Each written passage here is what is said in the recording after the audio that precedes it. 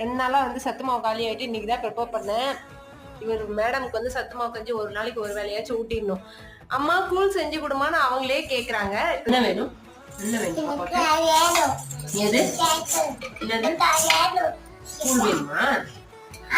சத்து மாவு கூழ் பார்த்தா அவ்வளவு ஹாப்பி மேடம்க்கு. தேங்க்யூமா அப்படின்னு முத்தா வேற கொடுக்குறாங்க.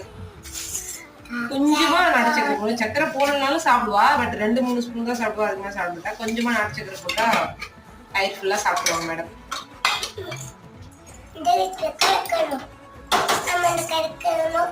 கலக்குங்க.